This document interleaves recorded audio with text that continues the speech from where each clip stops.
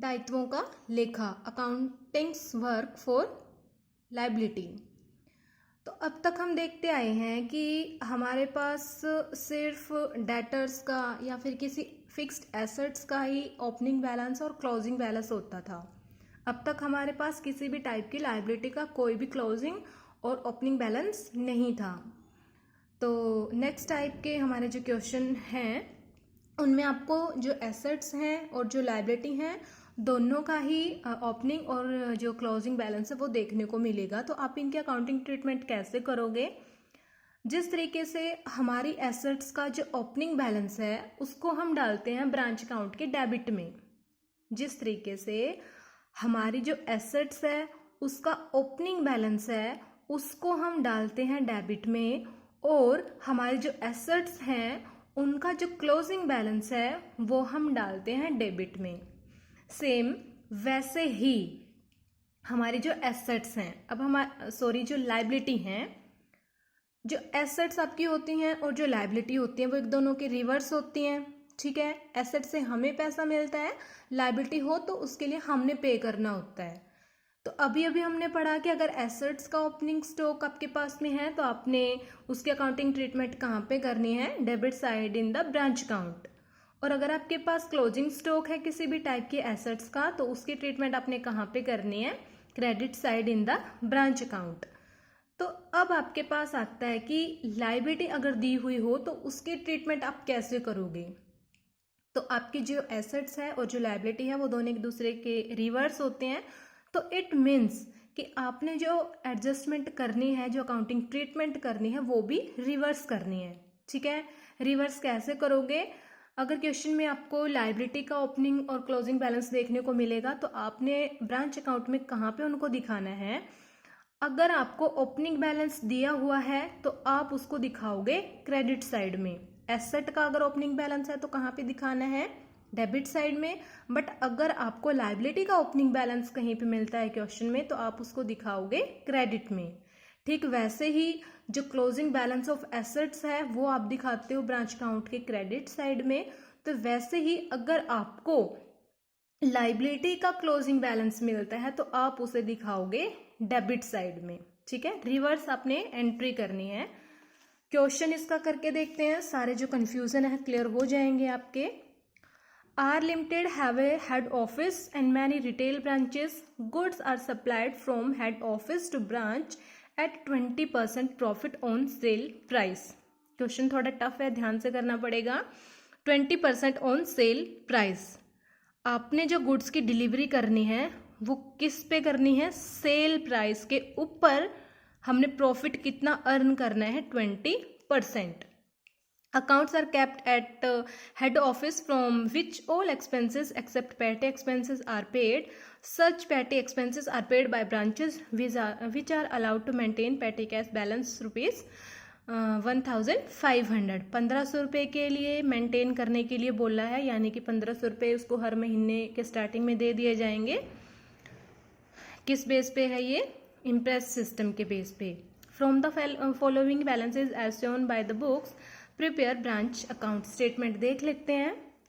Balance on 1 April 2014। Petty cash in hand at branch 1500 रुपये का हमारे पास में पैटी कैश का अमाउंट पड़ा है। स्टॉक इन हैंड 30,000 रुपये का है हमारे पास में। डेटर्स है हमारे पास, क्रेडिटर्स हैं, फर्नीचर है और प्रीपेड रेंट है। ठीक है, ये आपके पास किस डेट को है? 1 अप्रैल 2014 को। तो इट मीन्स आपकी ये क्या है? Opening balance. क्योंकि इसके बाद आप यहाँ, वैसे तो क्वेश्चन में कहीं पे भी ऐसा बताया नहीं हुआ है कि कब आपने अपने जो अकाउंटिंग्स हैं वो कब क्लोज करने हैं। तो यहाँ पे आगे आपको दिया हुआ है साफ साफ 31 मार्च 2015। तो इट मीन्स यहाँ पे 14 है, तो ये आपका हो जाएगा opening balance.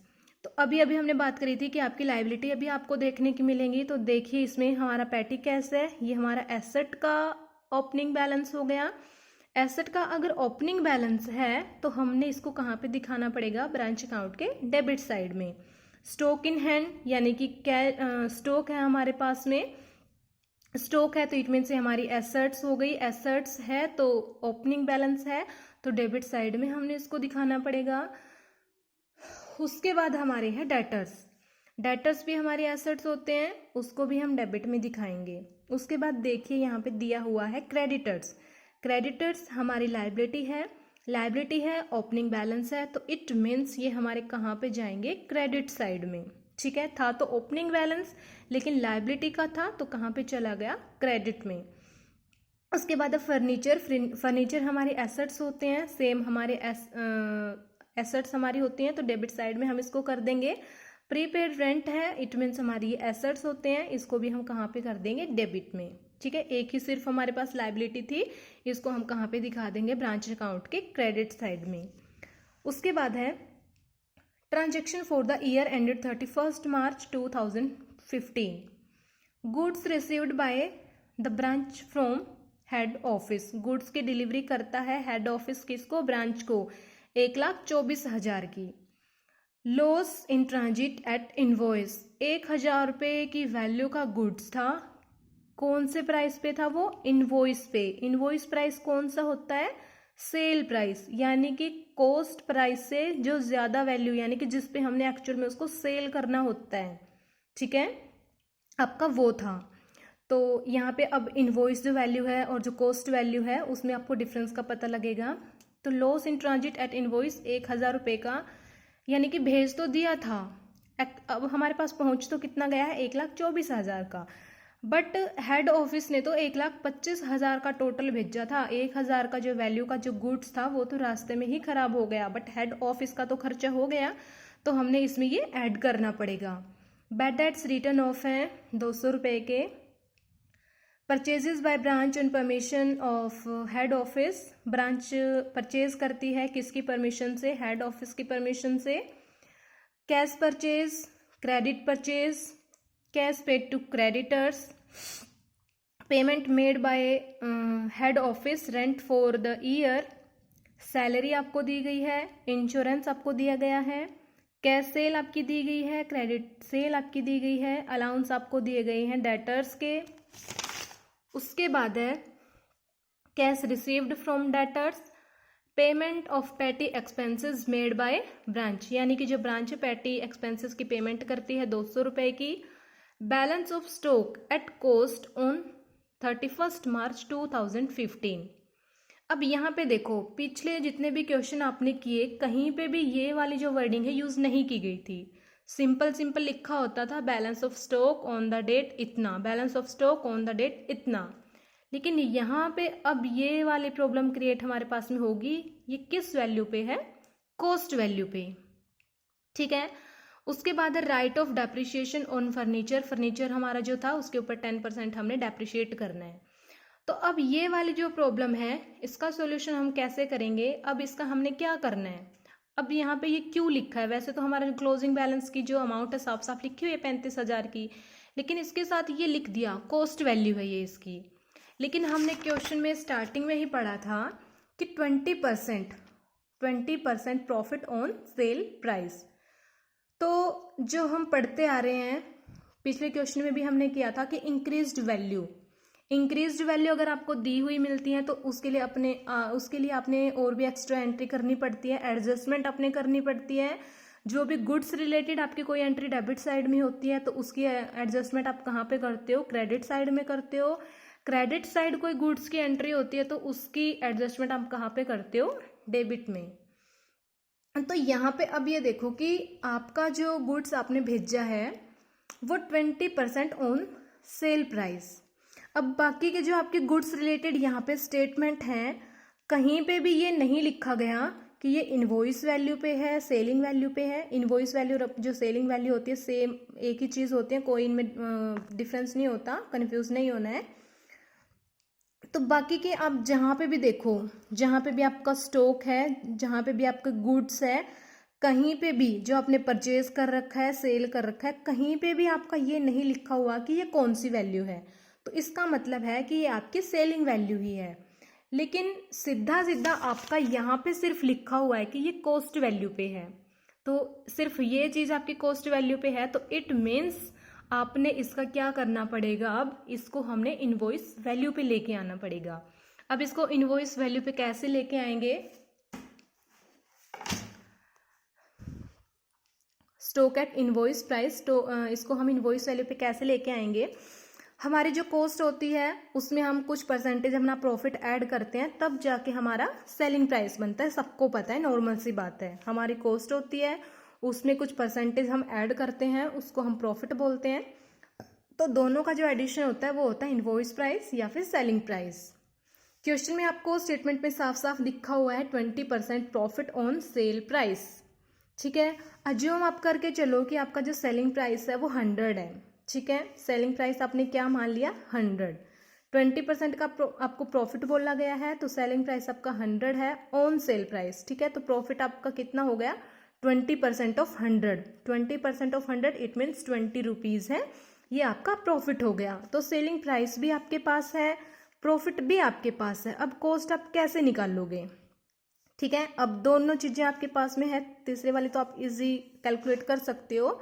Cost plus profit is equal to selling invoice price. आपके पास प्रॉफिट भी दिया हुआ है 20 और सेलिंग प्राइस भी दिया हुआ है 100। यहाँ पे आपको कॉस्ट का नहीं पता, यहाँ पे आप कॉस्ट है आपकी, तो 20 को उस साइड लेके जाओगे 80 हो जाएगा। इट मीन्स आपकी कॉस्ट कितनी है, 80। जिस गुड्स को आप 100 रुपये में सेल करते हो, एक्चुअल में उसकी कॉस्ट कितनी आई है, 80 रुपये की। क्लोजिंग स्टॉक एट कॉस्ट हमारा कितना है, ये तो हमने अज्यूम करके निकाला है कि कॉस्ट हमारी 80 हो गई, 20% उसका प्रॉफिट हमने सेलिंग प्राइस के ऊपर निकाला, तो सेलिंग प्राइस हमारा 100 रुपये हो गया। ठीक है, लेकिन हमारा जो क्लोजिंग स्टॉक दिया हुआ है एट कॉस्ट वो कितना दिया हुआ है, 35,000 रुपये का। ठीक है, कॉस्ट प्लस प्रॉफिट आपका सेलिंग प्राइस होता है। ठीक है, कॉस्ट आपकी यहाँ पे 35,000 दी हुई है, आपको पता है, प्लस प्रॉफिट। ठीक है, सेलिंग प्राइस इसके इक्वल हो गया दोनों के। When cost is 80 then profit 20, हमने एज्यूम करके कैलकुलेट किया था इसको। जब आपकी कॉस्ट 80 आती है तो आपका प्रॉफिट 20 आया था। ठीक है, जब आपकी कॉस्ट 1 रुपये आएगी तो divide by 80, 20 divide by 80। But आपकी तो कॉस्ट कितनी है, 35,000 रुपये, तो 20 डिवाइड बाय 80 मल्टीप्लाई 35,000, तो हमारा जो प्रॉफिट हो गया वो कितने का निकल के आया, 8,750 रुपये का। तो हमारा जो 35,000 का जो कॉस्ट प्राइस है और साथ में 8,750 है, इसको जब आप ऐड करोगे तो ये हमारा आ जाएगा इनवॉइस वैल्यू, जो आपने एक्चुअल में अपने ब्रांच अकाउंट में लिखना है, क्योंकि सारी की सारी आपकी जो आइटम दी गई हैं क्वेश्चन में वो इनवॉइस वैल्यू पे है। उसके बाद है, अब देखिए ब्रांच अकाउंट हमने प्रिपेयर करना है, बट उससे पहले भी और भी हमारे पास अब बहुत सारी प्रॉब्लम है, क्योंकि अब हमारे पास ये भी नहीं बता रखा कि कितना पेमेंट है वो हेड ऑफिस को करी है ब्रांच ने। बाकी क्वेश्चन में तो साफ साफ हमारे पास लिखा हुआ था कि इतना पैसा है हम हेड ऑफिस को भेजते हैं, लेकिन अब क्वेश्चन में हमारे पास ये भी नहीं बता रखा। तो उसके लिए हमने क्या निकालना पड़ेगा, कौन सा अकाउंट प्रिपेयर करना पड़ेगा, मेमोरेंडम ब्रांच कैश अकाउंट। हमें नहीं पता कि कितना जो अमाउंट है वो ब्रांच ने हेड ऑफिस को भेजा है, तो इसके लिए हमने कौन सा अकाउंट बनाना पड़ेगा, memorandum branch cash account. Question में आप देखोगे सेल आपको दी गई मिलेगी। ठीक है, जो सेल है कैश सेल, जो कैश सेल है वो आपने यहाँ पे डाल दी। डेटर से आपको कितना पैसा मिला ये आपने डाल दिया। ठीक है, जो कैश आपका था जो सेल से आपको मिला है आपके पास वो है, अभी तक हमने भेजा नहीं है हेड ऑफिस को, हम अपने आप कैलकुलेट इसको पहले कर रहे हैं। क्वेश्चन में तो क्योंकि बता नहीं रखा कि कितना पैसा है ब्रांच ने हेड ऑफिस को भेजा, हम इसके खुद कैलकुलेट करते हैं। सेल 1 लाख जो हमारा 600 रुपये है, ये कैश सेल हुई थी। डेटर से 38 जो हमारा 1000 रुपीज़ है, इतना पैसा हमें मिला है। उसके बाद है हमारी परचेज हमने कितने अमाउंट की करी थी, 10,800 रुपये की, और क्रेडिटर को हमने कितने की पेमेंट करी थी, 8,500 की। यानी कि टोटल हमारे पास अमाउंट कितना था, 1,38,600 का, जो हमें डेटर से मिला था और कैश सेल से मिला था। उसमें से हमने कुछ खर्चे कर दिए, कुछ परचेज कर लिया, कुछ हमने क्रेडिटर को पेमेंट कर दिया। ठीक है, ये 2 खर्चे हमारे हो गए 1,38,000 में से। अब बाकी का जो अमाउंट रह गया हमारा, रिमेनिंग जो अमाउंट है वो हमारा क्या माना जाएगा कि हमारे पास कैश बच गया, तो उस बचे हुए कैश को ही हमने क्या करना होता है, हेड ऑफिस में भेजना होता है। तो परचेज को लेस करके और क्रेडिटर की जो पेमेंट हमने करी 8,500, इसको लेस करने के बाद आपका 1,19,300 रुपये का जो अमाउंट है, ये आप क्या मान लोगे कि ये अमाउंट आपने किसको भेजा है, हेड ऑफिस को। उसके बाद अभी हमने पढ़ा था कि जो हमारी लायबिलिटी होती है उनकी भी हमने एडजस्टमेंट करनी पड़ेगी अपने ब्रांच अकाउंट में। लेकिन क्वेश्चन को आपने फिर से देखा होगा, जैसे हमने डेटर्स अकाउंट, जो हमारे जो डेटर्स होते हैं उसके लिए हमने 3 एंट्री चाहिए होती हैं, closing, opening balance of debtors and cash received from debtors. तो सेम वैसे ही हमारे जो लाइबिलिटी हैं, क्रेडिटर्स हैं हमारे, उसके बारे में भी ये तीनों आइटम हमारे पास में होनी चाहिए। कौन कौन सी? Opening balance of creditors, closing balance of debtors, और जो क्रेडिटर्स को हमने पे किया पैसा वो। लेकिन क्वेश्चन में आपको सिर्फ क्या दिया गया है, जो पेमेंट हमने करी है क्रेडिटर्स की और जो क्लोजिंग बैलेंस है डेटर्स का वो दिया गया है। सॉरी, क्लोजिंग बैलेंस नहीं दिया हुआ है, ओपनिंग बैलेंस दिया हुआ है। तो हमारे पास देखिए हम इसके लिए क्या बनाएंगे, जैसे हम डेटर्स की जो मिसिंग फिगर्स होती है उसके लिए memorandum branch debtors account prepare करते हैं, सेम वैसे ही हमारी क्रेडिटर्स की मिसिंग फिगर को कैलकुलेट करने के लिए हम बनाएंगे मेमोरेंडम ब्रांच क्रेडिटर्स अकाउंट। तो स्टेटमेंट में हमने देखा था कि हमने क्रेडिटर्स को पेमेंट करी है 8,500 रुपये की, ठीक है।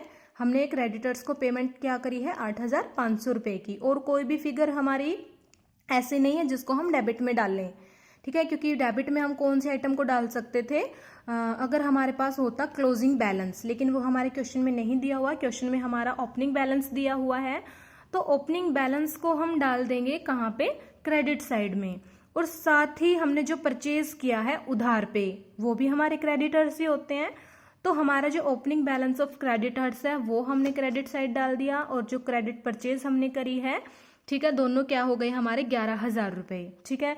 लेकिन अब यहाँ पे हमारे पास क्या मिसिंग था, वो निकल के आ गए 2,500 रुपये, क्योंकि 85,000 है, आप क्रेडिटर्स की ऑलरेडी पेमेंट कर चुके हो। 11,000 में से 8,500 की पेमेंट आपने कर दी, तो मिसिंग फिगर जो आपकी थी वो निकल के आ गई 2,500 रुपये की। ऐसे ही हमारा जो हमने क्या बनाना पड़ेगा, memorandum branch debtors account, memorandum branch debtors account.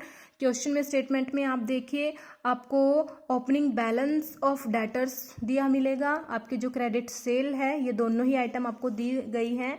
आपका सिर्फ क्या मिसिंग है, closing balance of debtor, closing balance of debtors. तो ये आपने कैलकुलेट करना है। तो बैड डेट्स भी आपके दिए हैं, cash received from debtors, cash received from debtors भी आपको दिया गया है, अलाउंस आपको दिया गया है। तो इन दोनों की आप कंपैरिजन करके देखोगे, पता लगेगा कि आपका जो क्लोजिंग बैलेंस ऑफ डेटर्स है वो 6400 रुपये है। तो सारी की सारी आइटम हमारी जो मिसिंग थी वो हमने कैलकुलेट कर ली। अब लास्ट में हम क्या बनाएंगे, ब्रांच अकाउंट। तो ब्रांच अकाउंट जब हम बनाते हैं तो स्टार्टिंग में सबसे पहले ही क्या लिखते हैं, ओपनिंग बैलेंस, ठीक है, ओपनिंग बैलेंस ऑफ एसेट्स। तो हमारे पास पेटी कैश का ओपनिंग बैलेंस है, स्टॉक का ओपनिंग बैलेंस है, डेटर्स का है ओपनिंग बैलेंस, फर्नीचर का है, और प्रीपेड रेंट का है। ये सारे के सारे हमने एज इट इज लिख दिए। ओपनिंग बैलेंस लिखने के बाद जो गुड्स की डिलीवरी करवाई जाती है हम वो लिखते हैं। 1,24,000 वैल्यू की जो गुड्स है हमारे पास पहुंच चुकी है। हमने पढ़ा था कि 1,000 का जो है वो रास्ते में लॉस हो गया, लेकिन हेड ऑफिस का तो वो खर्चा हो गया, उस गुड्स में ही उसकी कॉस्ट ऐड कर दी जाएगी। तो टोटल हमारे पास कितनी वैल्यू का गुड्स पहुंचा हुआ माना जाएगा, 1,25,000 का। उसके बाद हमने करना होता है जो खर्चों की पेमेंट हेड ऑफिस करता है, रेंट की पेमेंट करी, सैलरी की पेमेंट करी, इंश्योरेंस की पेमेंट करी, वो चाहे एक्स्ट्रा कर रखी हो यानी कि चाहे वो प्रीपेड कर रखी हो, टोटल एक बार तो हम यहाँ पे दिखाते हैं। इसकी एडजस्टमेंट फिर बाद में कहाँ पे करते हैं, क्रेडिट साइड में, ठीक है। यहाँ पे हमने टोटल दिखाना होता है। उसके बाद जो पेटी एक्सपेंसेस हैं हमारे, जो पेटी एक्सपेंसेस हैं हम उनको दिखाते हैं। पेटी एक्सपेंसेस क्वेश्चन में आपको दिया मिलेगा, कितनी पेमेंट कितना कर रखा है। ये देखिए यहाँ पे पेमेंट ऑफ पेटी expenses made by branch, branch ने कितना पेटी एक्सपेंस पे किया है, 200 रुपये का। ये अपना आपने एज इट इज लिख दिया यहाँ पे। उसके बाद आपने यहाँ पे जितनी भी जो एंट्री डेबिट करनी थी वो सारी कर दी। उसके बाद आती है क्रेडिट साइड। क्रेडिट साइड में सबसे पहले आप क्या लिखोगे, जो भी आपका ओपनिंग बैलेंस ऑफ क्रेडिटर्स है, ठीक है, यानी कि जो आपका ओपनिंग बैलेंस ऑफ लायबिलिटी है वो हर टाइप की वो आपने यहाँ पे दिखानी है, लेकिन हमारे यहाँ पे सिर्फ दी गई है क्रेडिटर्स, ठीक है। क्रेडिटर्स का ओपनिंग बैलेंस हमारे पास कितना है, 1000 रुपये।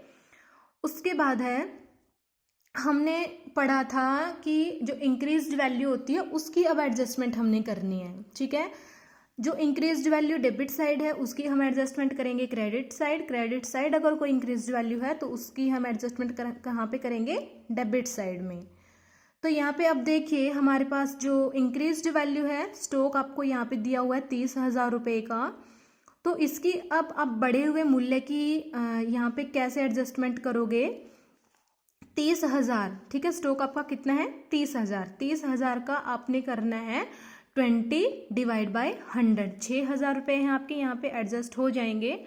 20 डिवाइड बाय 100 आपने क्यों किया, क्योंकि आपको ये किस पे करना है, इनवॉइस वैल्यू पे, ठीक है। इनवॉइस वैल्यू पे अगर आप करते हो तो ये भी आपका इनवॉइस वैल्यू ही है सारी की सारी, तो इसीलिए आपने 20 डिवाइड बाय 120 नहीं किया, ठीक है। 100 प्लस रेट आपने नहीं करना, सिंपल आपने क्या करना है, invoice value multiply rate divide by 100, ठीक है। सेकंड फॉर्मूला आपने यहाँ पे यूज किया। उसके बाद है बैंक जो हमने भेजा, यानी कि जो कैश हमने भेजा है किसके पास में, हेड ऑफिस के पास में। ये हमारे पास वैसे तो क्वेश्चन में नहीं दिया गया था, लेकिन जो हमने मेमोरेंडम ब्रांच कैश अकाउंट बनाया था वहां से हमने जो कैलकुलेशन करी थी 1,19,300 रुपये की, ये हमने भेज दिया, उसकी एंट्री कर दी। उसके बाद है जो गुड्स है, जो गुड्स ये यहाँ पे देखो 1,25,000 रुपये, ठीक है, ये भी बढ़ा हुआ मूल्य है, इनवॉइस वैल्यू पे है, तो इसका भी हमने 1,25,000 का भी हमने क्या करना पड़ेगा, 20 डिवाइड बाय 100, तो 25,000 हमारा। ये जो सिर्फ गुड्स है उसका हमने बढ़ा हुआ मूल्य की एडजस्टमेंट करनी है, ठीक है। वैसे तो और भी बहुत सारे हमारे यहाँ पे आइटम है, डेटर्स है, फर्नीचर है, रेंट है, लेकिन हमने सिर्फ क्या करना है, सिर्फ और सिर्फ गुड्स को लेना है, ठीक है। गुड्स यहाँ पे 30,000 का था, इसकी हमने ऑलरेडी एडजस्टमेंट कर दी। उसके बाद हमारे पास में ये वाला गुड्स था, इसके एडजस्टमेंट हमने कर दी। उसके बाद है क्लोजिंग स्टॉक हम लिखते हैं। क्लोजिंग स्टॉक 1,500 रुपये का देखो हमारा यहाँ पे ओपनिंग बैलेंस था, इम्प्रेस सिस्टम का हम यूज़ कर रहे हैं, तो जो क्लोजिंग बैलेंस है हमारा वो भी हमारा 1,500 रुपये का रहेगा। आप ऐसे भी इसको दिखा सकते हो, 200 रुपये का हमने देखो यहाँ पे खर्चा कर दिया था, तो 1,500 में से एक बार अपने लेस कर दिया क्योंकि आपका खर्चा हो गया, लेकिन दोबारा से नेक्स्ट मंथ आपको दोबारा से मिल गया, ठीक है, तो वो आपने ऐड दोबारा से कर दिया, तो 1,500 रुपये आपके पास फिर से आ गए। उसके बाद stock at invoice price, stock at invoice price. अब इसको ध्यान से समझना, जो हमने कैलकुलेट किया था, यहाँ पे देखिए हम क्लोजिंग स्टॉक को कहाँ पे लिखते हैं, ब्रांच अकाउंट के क्रेडिट साइड में। यहाँ पे ये आपको कॉस्ट प्राइस पे दिया हुआ है, बाकी की सारी चीजें आपको इनवॉइस वैल्यू पे दी गई हैं।